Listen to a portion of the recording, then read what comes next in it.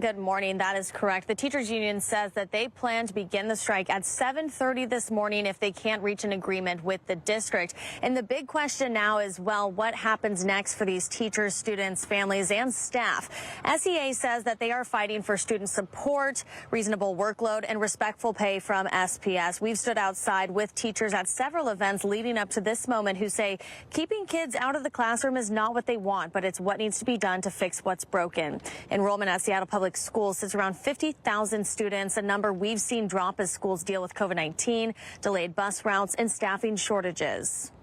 Last year was extraordinarily rough. I've been with Seattle Public Schools for 8 years, and I've never seen a year like it. We are often the lifeline for a lot of families, for a lot of mental health resources, social work services, physical health. And the last time Seattle teachers went on strike was back in 2015. Since then, the district says pay has gone up. Seattle Public Schools says they've offered legal mediation in an effort to reach a contract, but the offer was declined by the union. And we know that until school is back in session, until an agreement is reached and teachers go back to the classroom, Seattle Public Schools says they will be providing free packed lunches to students. We have those details up on our website where you can pick those up now. And Hannah, what is the district telling parents this morning? Well, other than those free lunches, the district is sending out messages. They posted online last night a video from the superintendent. And coming up live at 5:30, we'll have more from his reaction. I'll send it back to you in the studio. There will be no school in the Eatonville School District either. Teachers hold true to their word, starting their strike this morning. The union voted last week, deciding to hold out and not return for the first day of classes, which were supposed to start today. Educators demanding better pay, smaller class sizes, and more student support. The district issued a statement last night apologizing to families for the inconvenience and informing them that schools will remain closed for the duration of the strike. In the Kent School District, no agreement reached during Tuesday's bargaining session, meaning the 9th day without classes there. The start of the new school year was originally planned to start on August 25th, but the teachers rejected a proposal offer for a 2-year contract on September 1st. Because of the ongoing strike, all Kent schools are serving free meals to children. Officials say these are grab-and-go breakfast and lunches. Families can drop by any time between 10 a.m. and noon. This is on a first-come, first-served basis. On top of that, more trouble now lurking on the horizon for the Kent School District. The Kent Reporter says a custodian and maintenance worker strike is possible as well. It reports negotiations set to start next week with a date of arbitration scheduled for September 19th. But according to the paper, the union says their demands for a new contract are not being taken seriously by district officials. And from the live desk this morning, we are working to get a response from the Tumwater School District after paraprofessionals in that district voted to authorize a strike. The union tells us the strike would start this coming Monday if an agreement is not reached with the district by the end of this weekend over that new contract. This was the release that was sent to us by the Washington Education Association. I know there's a lot of text on the screen here, but in it, the local union says members voted to authorize that strike at their general membership meeting yesterday. This affects about 90 people in the district. The union says paraprofessionals simply don't make a living wage, adding that with 25 vacant positions, the district is in danger of losing even more paraprofessionals. That current paraprofessional contract expired. Our mission is to understand not just what happened, but why it happened, and to recommend changes to prevent it from happening again. Now at 11, we're learning from federal investigators they still have not found the float plane that went down Sunday with 10 people on board. Search teams are using sonar, but the wreckage is in deep water and the exact location remains elusive. Here's a look at now at some of the people who were on that plane. Investigators believe everyone on board died.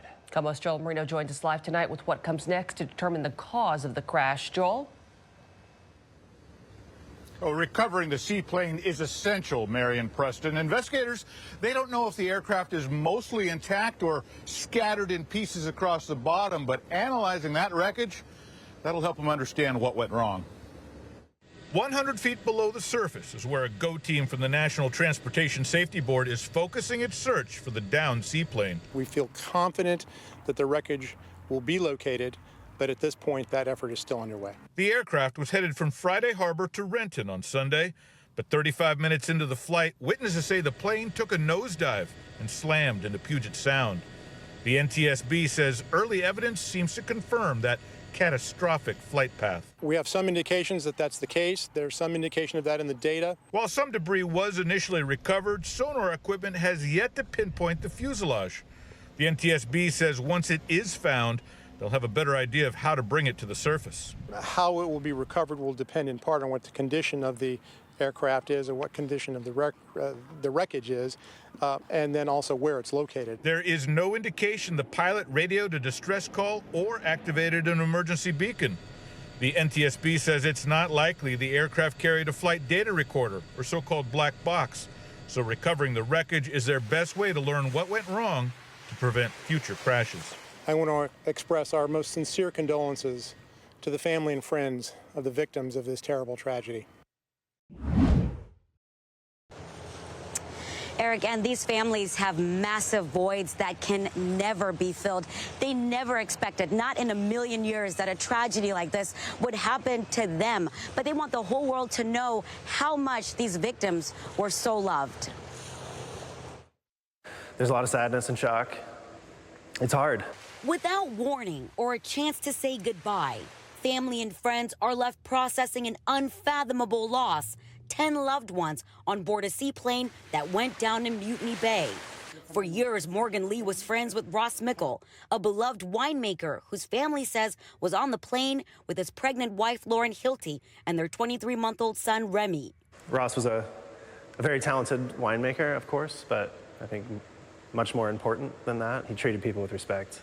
He loved his family, and I think, we can all agree we need a lot more of that in the world.